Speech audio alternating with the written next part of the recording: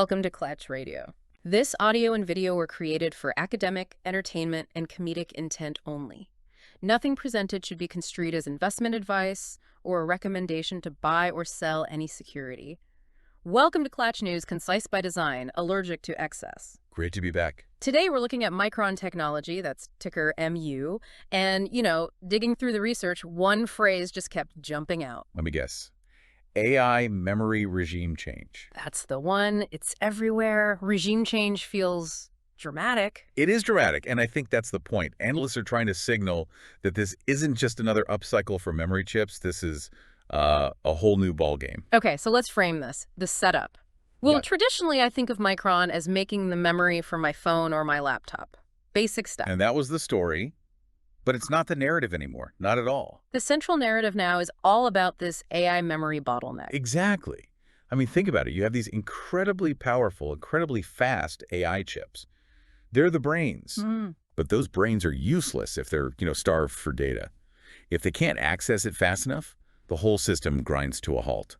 That's the bottleneck. And Micron's solution is this high bandwidth memory, HBM4. That's the key, HBM4. They're basically building a superhighway for data directly into the AI chip. And they're planning a $200 billion expansion just to keep up. Wow, $200 billion. So the prevailing expectation is that this massive bet pays off. Oh, big time.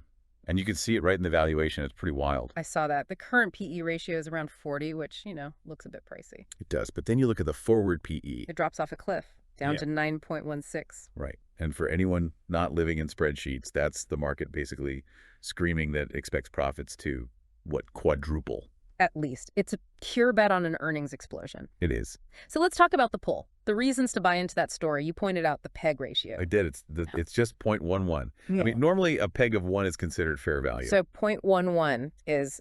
It's implying the stock is deeply, deeply undervalued compared to its expected growth, which is forecast at over 80% for the next 5 years. And it seems to pass the Buffett lens test, too. It looks like a wonderful business on paper. Gross margins are up around 45%, net margins near 28%.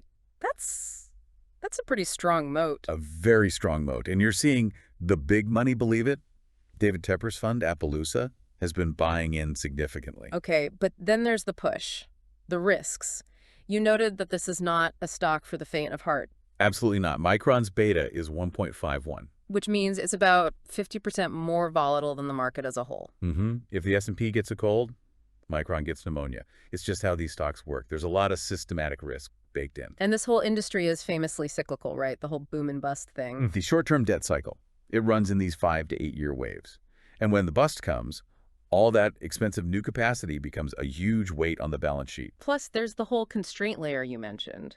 Global chip supplies are still tight, and interest rates, well, they're not exactly low. And that $200 billion expansion gets a lot more expensive to finance if rates stay where they are, or worse, go up. So it's this huge transformative AI opportunity versus these very real, very historic cyclical risks.